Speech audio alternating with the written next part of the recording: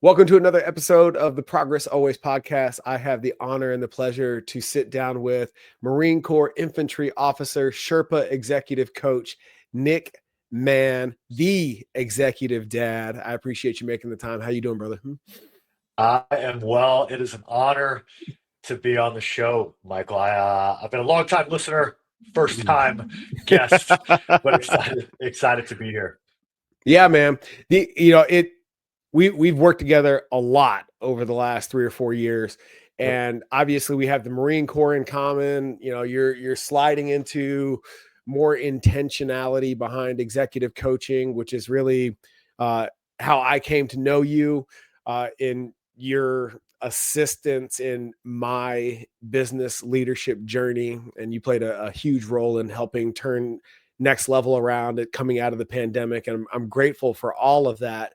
And as a result, I've been able to observe your journey in fatherhood, in your relationship, in your and how that has filtered into the way that you coach and cast your message and project and create impact in the universe, on the internet, and in society. So we were talking offline before we got into the conversation.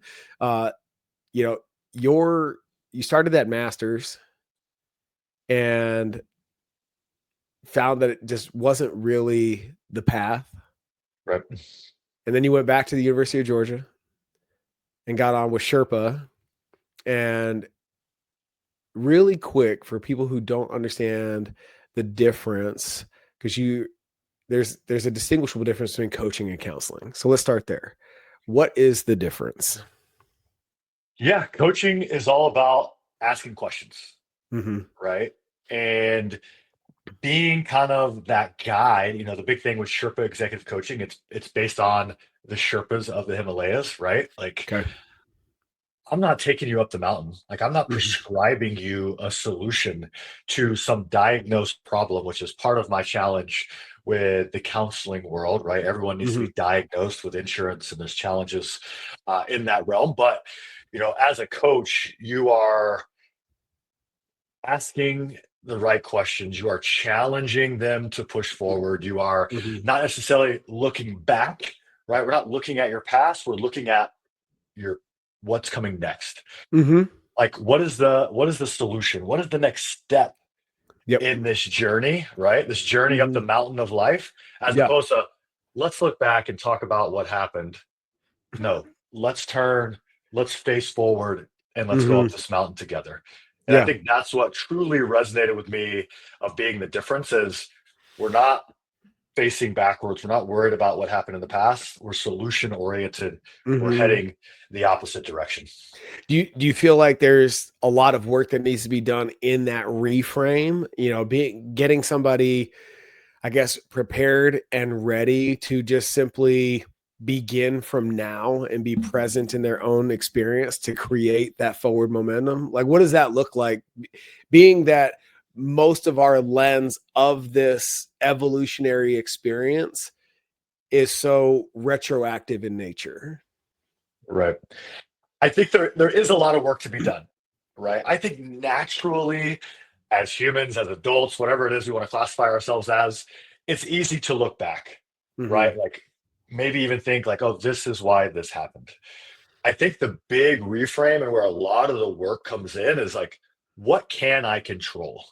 I can't Mm-hmm. necessarily control what happened. You and I, we can't control our experience that we had in the Marine Corps. We can't control our upbringing, right? But Mm-hmm. what can you control? Right. And when you really are able to sit in that question and own the answer, right? Take ownership of the response. I think Mm-hmm. that's where the beauty comes in, and you can actually move forward. Yeah. So where's your passion for fatherhood come from? Oh You know, man, you being a you you dad. yeah, you had asked the question, how much growth do dads actually pursue? What do you Yeah. mean by that question? Yeah, again, I think and maybe it's more men in general, right? Like, I used to own a gym as well, and one of my Mhm. passions was working with men, and I'm like, oh, I'm gonna impact them through fitness and nutrition. And lo and Mhm. behold, I create a small group of men to get together.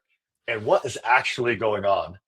It's emotional distress. It's stress in the workplace. It's relationship challenges. It is Hmm. mental health. It is emotional health.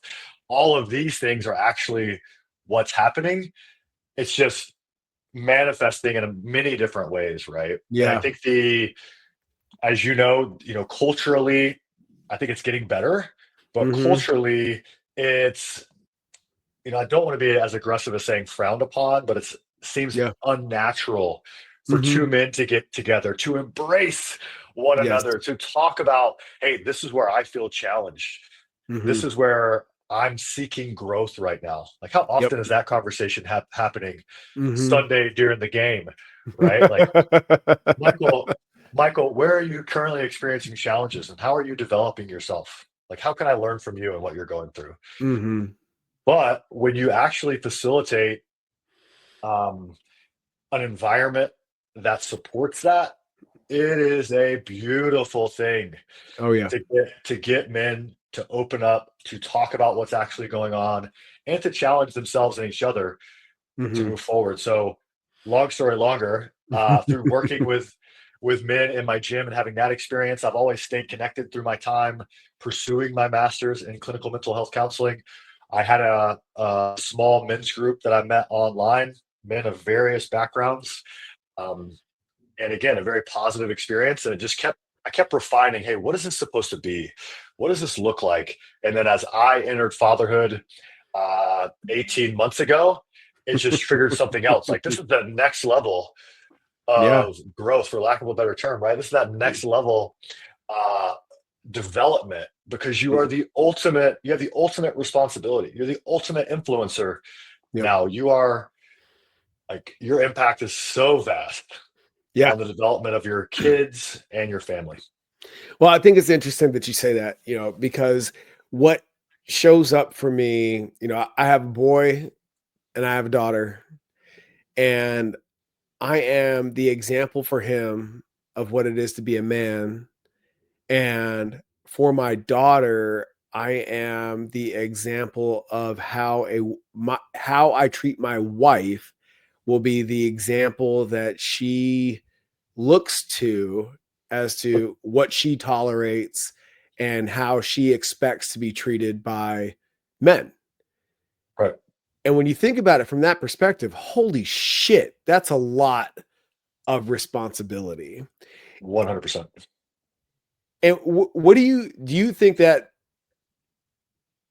in your oh man, the creation of the executive dad, do you feel like there's a gap in if I am who I am today, and when I look at fatherhood from that lens, like I am the example for respectively for my son and my daughter, Right. like are you bridging the gap so that that example is exponentially better? That's the goal, right? And Okay.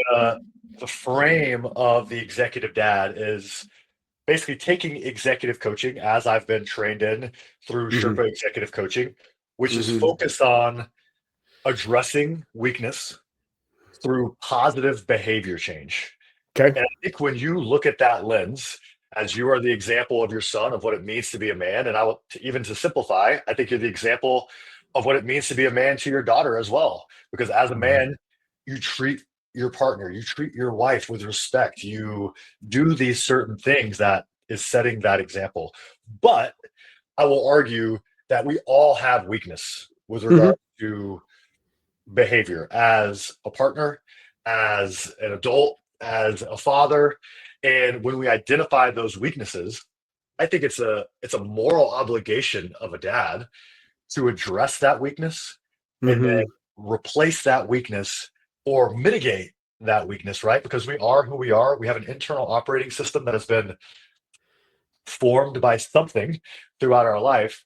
But are we able to create positive behavior change to Mhm. address that weakness? For example, a big one that I talk to a lot of dads about, and this impacts business as well, right? Because it's all based on business, is being present.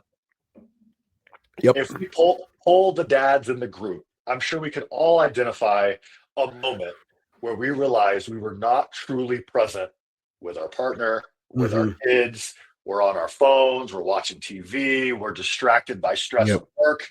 And like, Hmm. when you notice that, what are you doing to make that positive change, to create a positive impact on your kids? Do you have a Yeah. trigger?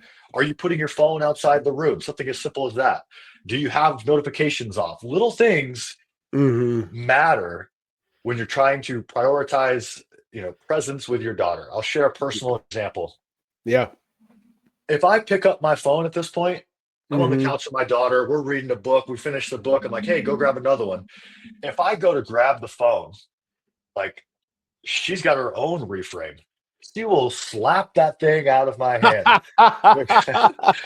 She's 18 months old. That just shows me I have a Hmm. weakness, Yeah. right? She Hmm.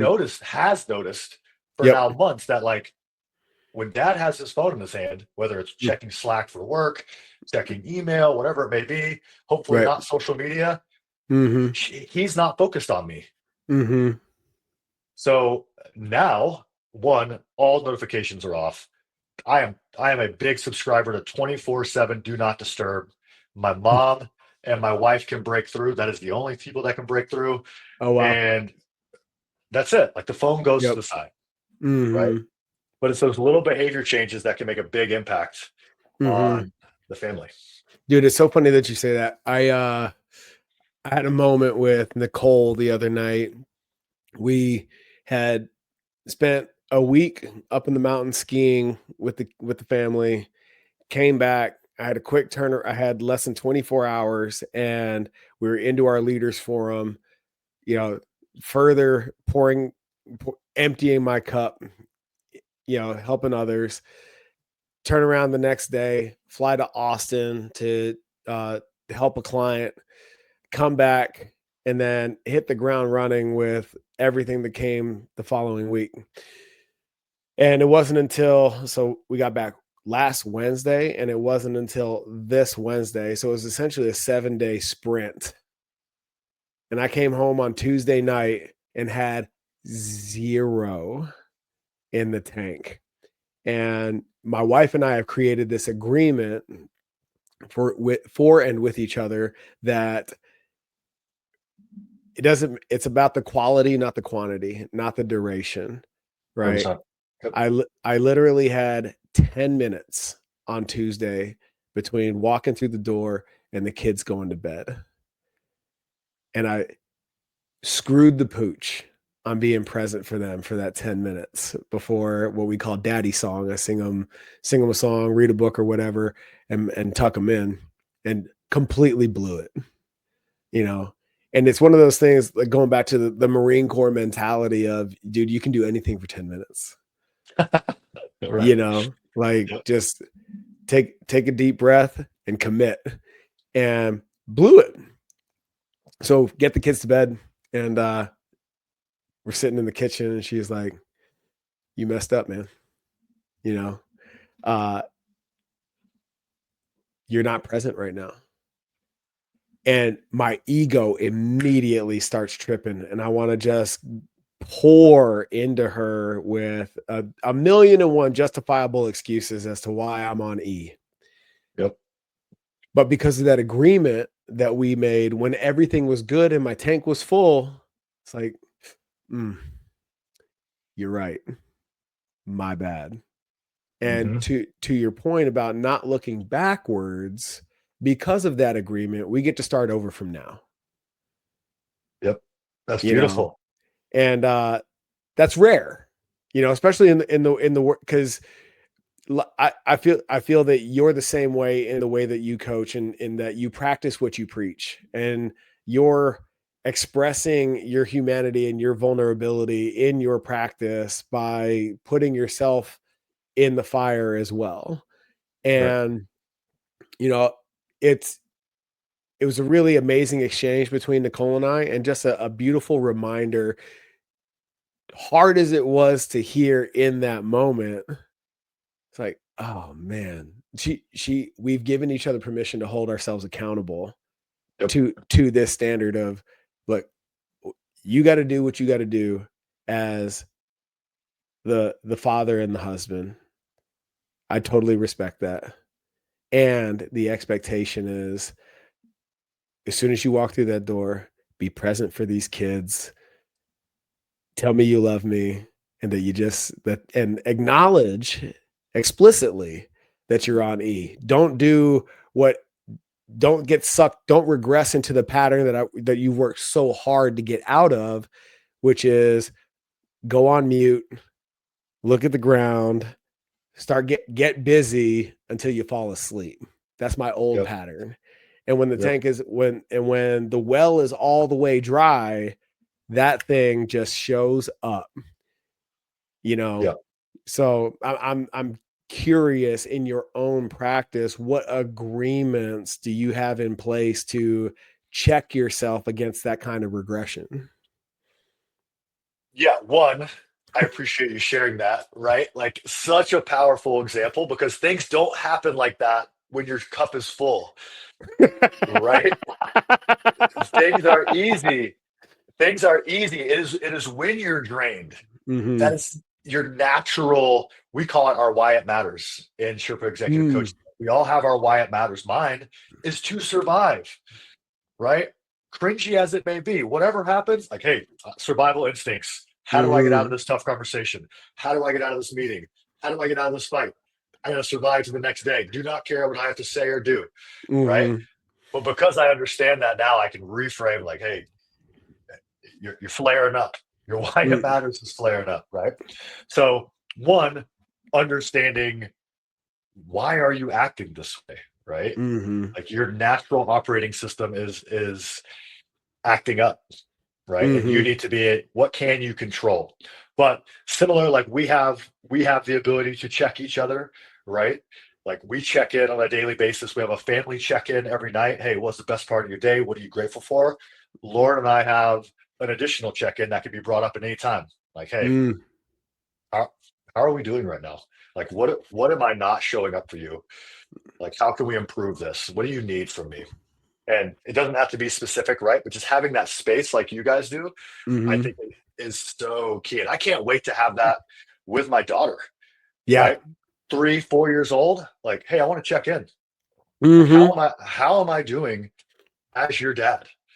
Yeah. What expectations am I not meeting? And I guarantee you will get some raw accountability. That's my challenge. If you're a dad or a mom out there listening, ask for feedback on Mm-hmm. how you're doing as a parent. Yep. Right. I think that's beautiful.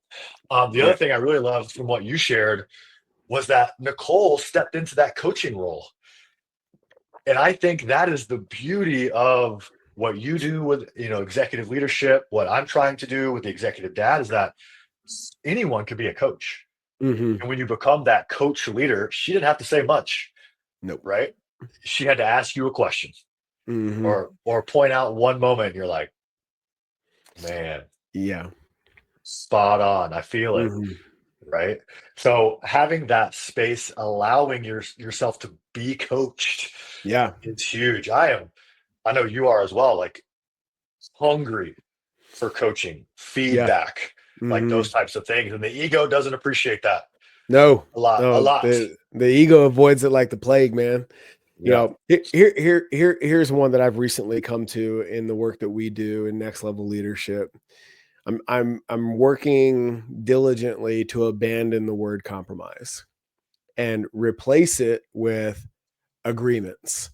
And while Mm. it's not the Webster's definition, the energy that we've assigned to words like compromise imply that we've given something up, that Yep. somebody has to lose, right? Whereas that energy doesn't exist when you make an agreement, right? And that energy, because when you ask what I like to call couple mentors, the husband wife that exemplify who Nicole and I desire to become, where we see ourselves going together in business, in life, as parents, and you ask them, what's the secret? How'd you make it 30, 40, 50 years in some cases? And so often the cliche is Compromise. compromise. And Yep. like, I'm just like, oh, that doesn't, there's something off with that word. And when you ask them to define it, right, there's in whatever language, the message that comes through is, some hills aren't worth dying on, or that's just not worth it, or you know I had to give that up, you know to make it work. And I was just like, man, why does it have to be that way? And as I started to investigate and got hip to quote unquote word codes, right, that there's so much and listening to the energy behind terminology, I was like, there is a better word. Mhm. We make agreements with ourselves and with each other non-stop, whether it's what we'll tolerate, what we'll accept in our relationship, what we'll introduce, it's habits, patterns, behaviors, all of that, all are all laid upon the foundation of agreements that we've made with ourselves and each other. Yep. And when Nicole and I got away from making compromises, because we are sovereign beings, we do beat to our own drums, and we started making agreements around what drives our relationship, what serves Mycal, what serves her, what serves our family, and how we're going to do this dance together. Dude, all of a sudden the energy around all of that became so much better. There was Yep. so much less friction when it came to what I like to call courageous conversations. And then we can ask a totally different question. Like, what do you have to give up to make this work? No, no, no, no, no. What agreement are we going to come to move this forward? Just like, what do you feel between those two questions?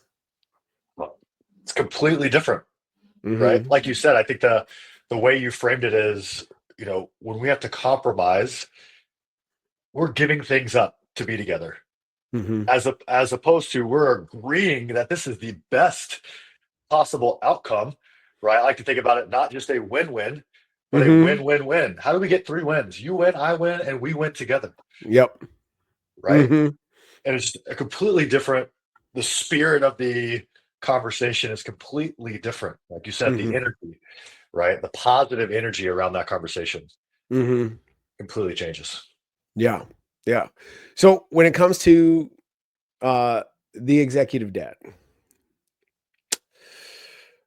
what's missing in the dad space? Where is the lack of container for this powerful and empowering conversation? Where why is it, let me ask it differently. Why is that container missing for us? Mhm. I think it's cultural. It all Mm-hmm. starts with the cultural expectation of fatherhood Mm-hmm. that your role is to exit the household Monday through Friday, maybe even 7 days a week, Mm-hmm. be the provider, work hard, come home, drink a beer on the couch until you go to bed and do it again, right? You're not, Mm-hmm. again, I think it's gotten better, Mm-hmm. right? But with that cultural expectation, there isn't space for you developing as the leader of Mm-hmm. the home, you developing as a positive role model through behavior change, Mm-hmm. address and number one, admitting, bringing awareness to a weakness, and then Mm-hmm. being vulnerable and less egotistical enough to address that weakness through challenging conversations, Yep. through hard work, maybe emotionally, Mm-hmm. through coaching, through getting support from friends. I can't tell you the number of conversations I've had as an adult with those friends that you think like this guy's got it all together. Beautiful family, loving Mm-hmm. wife, loves his career, and you get him alone for long enough, right? and you start asking the real questions like, dude, how actually are you? Like, what's going on? Tears, you know, real conversation, like Yeah. raw emotions coming out Mm-hmm. of men that you're just like, I did not see that coming. Like there Yeah. is a need for this. Or Mm-hmm. the biggest one is like, I don't have any friends. Like, who would I talk to about this? Right. And you're Yeah. like, well, damn, one, I should have showed up better for you. But two, Mm. like, how do we facilitate true friendships as an adult male? Yeah. Right. So you and I are Marines. We have the crucible that is OCS and the basic school that is the foundation of our experience as men. And without knowing anything else about Nick, I know so much about you because of that foundation. Right. Right? If you don't have that, how do you create it or where do you find it? Yeah. And I think some of it just, you have to take ownership of creating it. Mhm. Right. And I think there are cool things out there that are being created in this space. You know, Yeah. one of the groups that I follow, off the grid therapy, they're out of California, Mhm. beautiful location, and they take men out on these trips. It's not therapy, right? None of them are therapists by Mhm. trade, but they take them out and they're in the, beautiful mountain landscapes. They're jumping in cold water. They're fly fishing. They're shooting guns, cooking out, camping, like Mhm. those types of experiences. So I think there is some of that, which the future of the executive dad, I hope it looks something like that, right? Taking Yeah. Yeah. trips out to the mountains. Um, but I think it starts with you as an individual. What can I do? Mhm. How can I create this environment for myself? I assume a lot of listeners live in a neighborhood. Do you even know your neighbors? Have Mhm. you had a conversation with the dad two doors up that like looks like he's doing some similar things that I am, but like, hey Jim, is about the extent of the relationship, right? Mhm. So again, coming back to taking ownership of curating an environment that you need, others need, right? How can you be the connector uh, Mhm. in that environment? But yeah, I mean, I think it starts with you. Like, are you doing hard things yourself? Right. Right. Mhm. Yeah, the pursuit of what we call intentional adversity, right? Yep. How are you sharpening your sword through, the challenge playing at your edges? What are the challenges that you actively pursue? Right. And it's it it's really indicative of this how comfortable we've become as a society. Like you don't need to go back very far to find like inherent challenges just from stepping out on your front porch that no longer exist. Right. And because of that, now we have to go look for it. The big burly mountain man that used to exist because he had to go out and chop wood. Well, that now we have to go find that, and that's why the gym exists, because we're not carrying load miles in and miles out as a Right. necessity for our existence. And you know, I think it's funny, and I've always thought this, and I'm curious about your thoughts here. I had a client of mine years ago who uh, had made it, achieved material success, and was pretty much got to got to life on autopilot, but had done it without a whole lot of resistance, right? And Yep. by reaching the quote unquote mountaintop, absent those trials, he was like, there's something missing, right? Yep. So he goes and signs up for the Kokoro, the SEAL Fit program, Yep. right? 48 hours, no sleep, hell week in 2 days thing. Yep. Yep. And I told him, I was like, look, dude, it took me 3 entry-level programs to get to the fleet. If you've made it this far in your life without having to do that, I'd say you're winning. Yeah. He gets in, blows his ankle, fails to complete the evolution, and now psychologically he's in a deeper hole than he was before he left, because now there's one more thing that he hasn't completed. Yep. And when the thing that he got to choose as his intentional adversity, he didn't meet the mark, even though it wasn't his fault. Right. Right. So I think where my mind goes, you have to choose the appropriate hard. Like what is the significance of the friction that you're engaging in? Where Right. where do you go with how you facilitated an experience like that? Yeah, I mean, I think everyone's needs with regard to hard are unique, Yeah. right? Mm-hmm. I mean, probably pretty similarly to you. When I got out of the Marine Corps, I was like, why would I do a Tough Mudder? Like, you're paying to do a Spartan race. You can crawl around in the mud. Like, I got paid to do it. Yeah. Like, That's the e-course, dog. yeah, over and over again. Like, I didn't want to do it anymore. Yeah. Uh, so I always said I was never going to do one. I did one with my gym community. It was Yeah. fun, whatever. Yeah. But um, I think I mean, again, I think they all need to be unique, right? Whether it's still fit or a go ruck, same Mm-hmm. principle, right? I'm going to Yep. walk around for 12 hours with weight on my back, like hard pass to get someone to carry around. I do have a go ruck, but Mm-hmm. I think the way that I will go and hope Mm-hmm. to go, I'll reframe that. The way that I will go with the executive dad Yeah. is, again, focused on presence. Mm-hmm.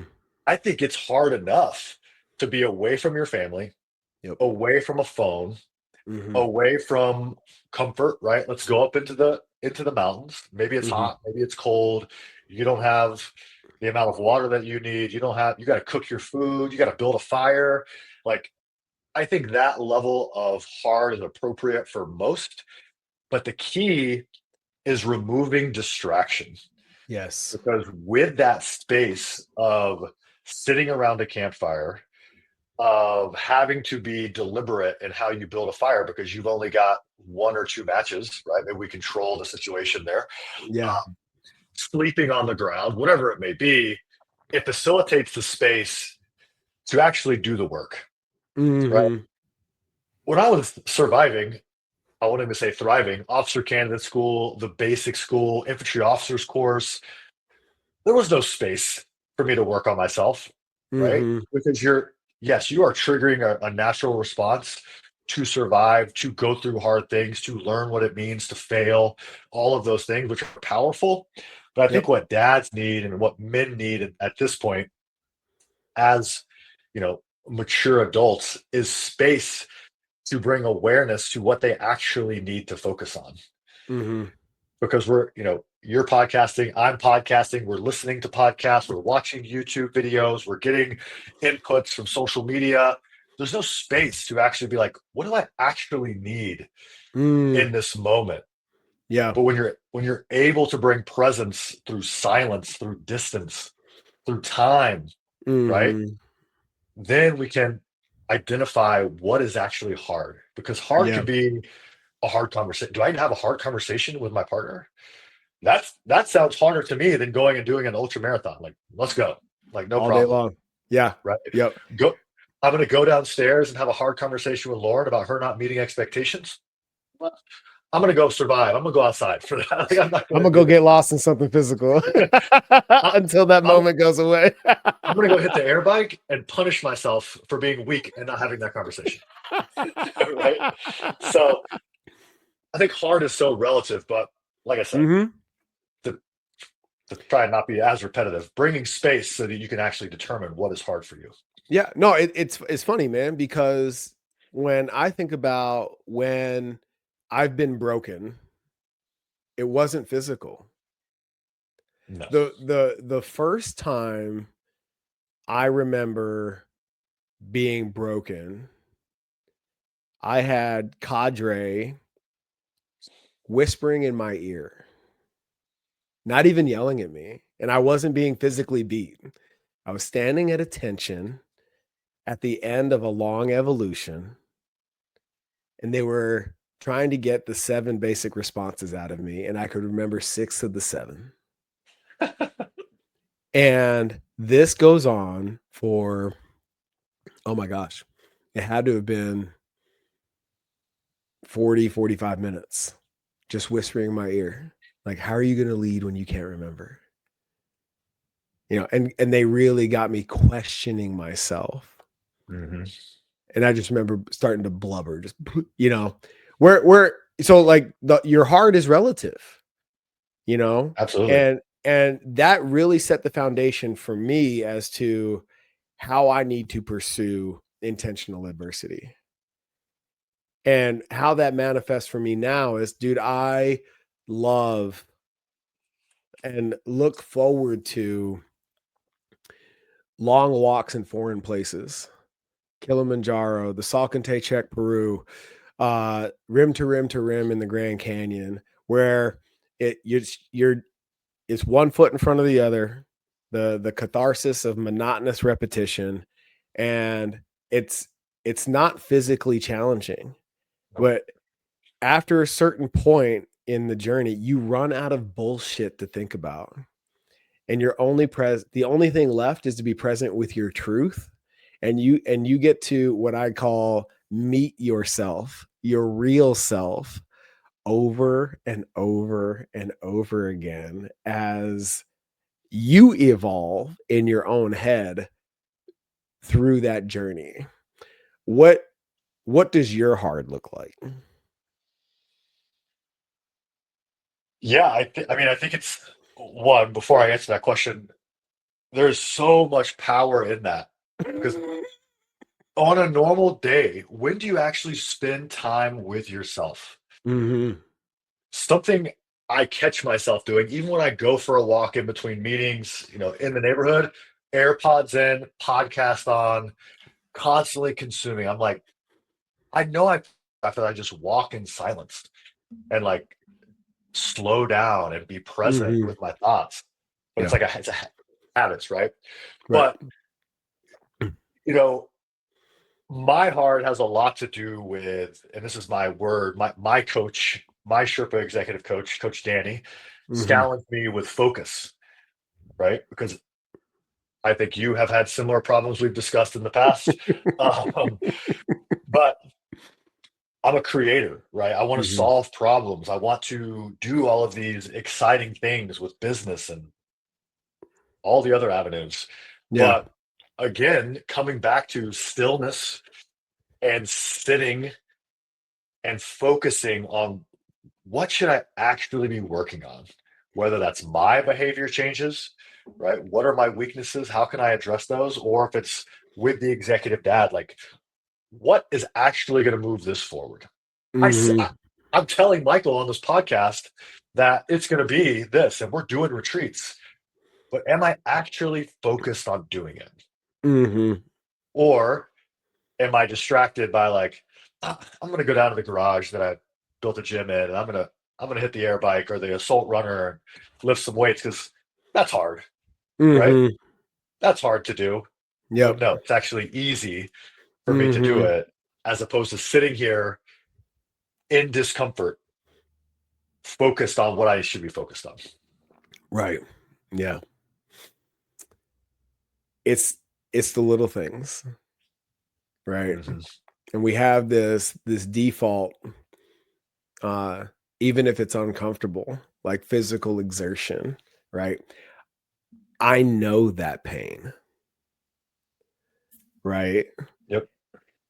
However, I experienced the same emotional energy around around taking 10% of the cash that just hit my account and putting it in the investment account. but because that is so much more emotionally daunting, I'm going to go with the pain that I'm familiar with. 100%. And I'm going to go get a workout in. So what are some methods that anyone listening to this conversation, when they encounter that, the thing that they know that they should do, that they avoid and replace with the devil they know, the pain of the familiar, how do you bypass that? What's the hack? What's the work to make that happen?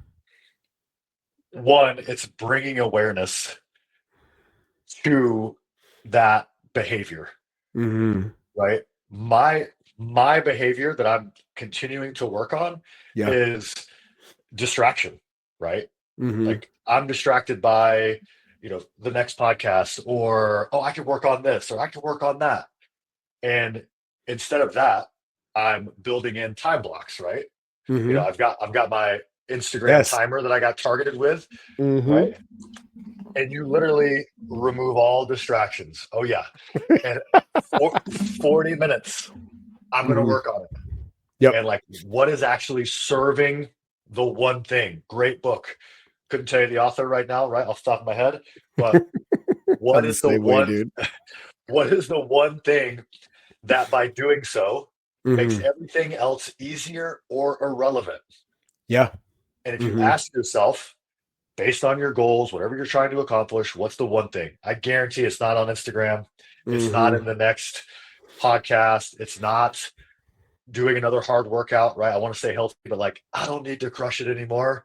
Like, Mhm. I want to move a business forward. I want to develop a relationship deeper with my partner. I want to be a great dad. What is the one thing I can do? I can be more Mhm. present. Okay, how am I going to do that? Like Yep. establishing what that is. And I do want to go back and Yeah. pull on a thread that you had, Mm. um, and share an experience I recently had that ties in beautifully to this, right? So Yeah. probably about 10 years ago, 8 years ago, have been competing in CrossFit, been in the gym nonstop since the Marine Corps. And I was like, this is boring. What's next? So I started running ultra marathons. Hadn't really ran since the Marine Corps. I'm going to go straight from a half marathon to a 50K to a 50 miler to a 100K. And this was all like single, no kids, just like this feeds me, right? This feeds me. And it served me. It definitely Mhm. served me. It like gave me that outlet, spending hours in the woods by myself with my thoughts, all the things we've talked about. It served me. Yeah. Mhm. Now, 40 years old, 11-year-old stepson, 18-month-old daughter, beautiful relationship. I'm like, I'm gonna do some hard stuff this year.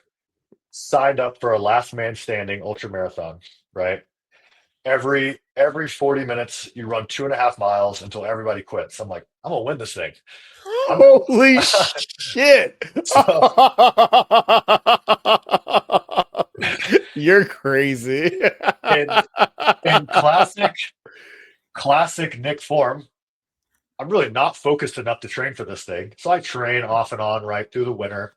The race is in February. I get out there, 10, 15, 20 miles in. I'm like, this doesn't serve me. I'm not listening to anything. It's just silence, right? I'm running in the woods, freezing cold in February. And as the day goes, granted, some of it was the discomfort of the day, right? Mhm. But my daughter's there, right? She's cold. Lauren's there. Some of my college friends came to like cook food and feed me and hang out during the day. And I'm like, this doesn't serve me anymore because I'd rather spend time with my friends. I'd rather spend time with my daughter. I'd rather spend the Saturday with my partner. Like, Mhm. it's hard, but like, why? Why is Mhm. that this hard? It's not bringing any value Right. to me. And I think through that experience, I'm like, I've now evolved to a different heart. My heart is Yes. showing up for my Mhm. family. My heart is staying focused on what's really important and Oh, man. removing distraction. So Mhm. I just wanted to share that story. I need accountability to never sign up for something like that again. Oh, don't Um, worry, brother. If that thought crops in your head, you call me. I'll talk you off that ledge real quick. Yeah. But no, that's so important, man, because so much of that is the memory of an outdated version of Nick, Correct. right? And when you have time and space between the last evolution, so to speak, your default is, well, like, what is hard is what's familiar, right? So I know that's going to be hard. So I'll just go do that. I know what that looks like. You know, Right. even if you don't know what you're getting yourself into, you know what you're getting yourself into. Right. And acknowledge, again, creating the time and the space to sit with self so that you don't have to go through that to realize that it's not for you anymore, and Right. identify, what does my hard look like now? You know, because the shit that I put myself through in my 20s, the shit that I put myself through in my 30s, dude, I'm gonna be 41 next week. Like, it doesn't look the same, you And know. it And shouldn't. no, exactly. I was on a call with my mentor this morning, and he was with me when I was fresh out of the Marine Corps, getting the gym off the ground, and we've recently circled back, and we have weekly calls now, first thing in the morning on Fridays. Nice. And he's like, the Mycal I knew way back when is not the Mycal I'm talking to today. And if you were, we wouldn't be having this conversation. Right. Well, when you take that into account, well, what's different about Mycal now compared to, Mycal 3.0? What does Mycal 4.0 need? What serves Mycal 4.0, 4.1, you know, Yeah. moving forward? And that looks so different, moving into the next phase for next level. My priority is the development of a team and scale.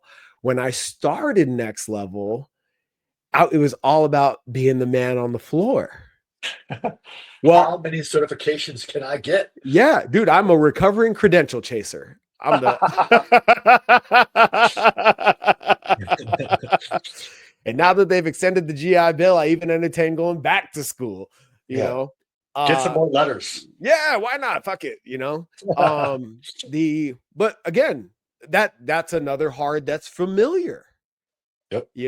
If I'm looking for a challenge, if I'm feeling unfulfilled, we default to what's familiar, as opposed to the real work being sitting with self, creating that time and space, and establishing what's necessary now and forward.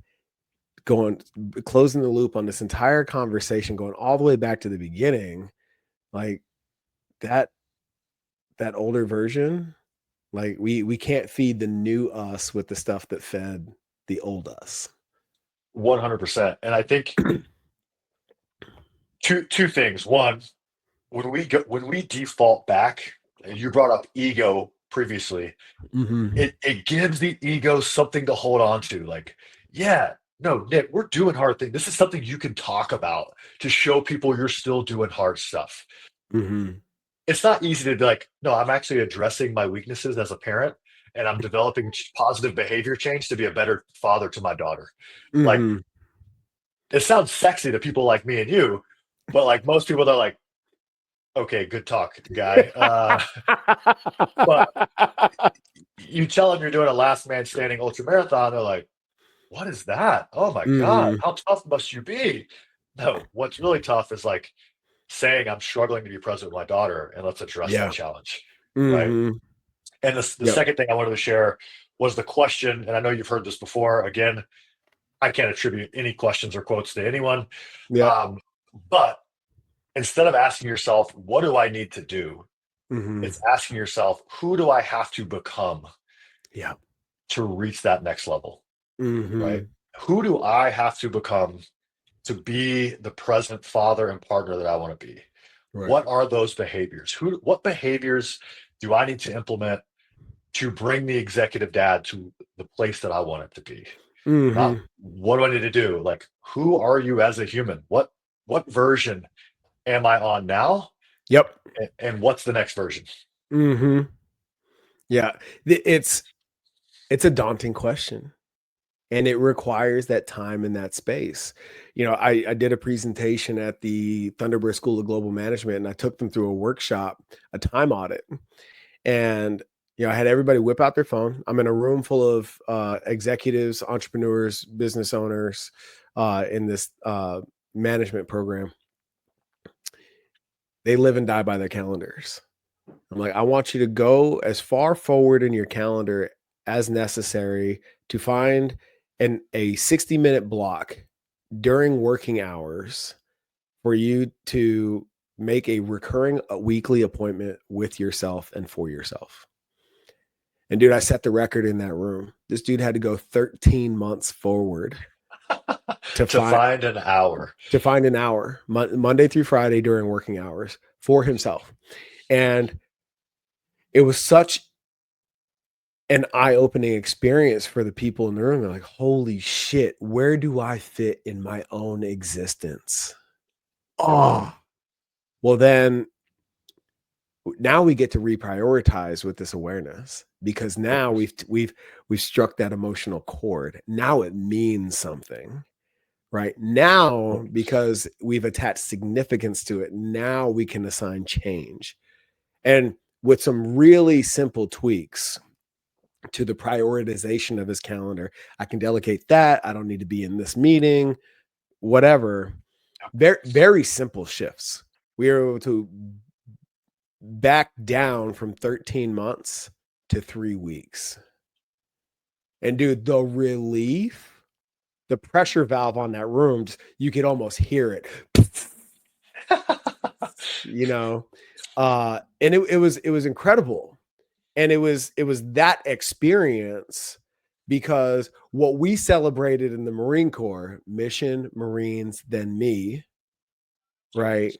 Somehow, some way, and I'm convinced, and I haven't done the story, I haven't done the research. This is 100% anecdotal and speculative. As a result of the boomer generation, the the greatest generation, the World War II veterans coming home and having their adult influence and impact on society, that filtered into corporate culture and has evolved into what we 100%. now know via social media as like hustle culture, and the chest pounding of the 8-hour work week and being a slave to the machine, so to speak.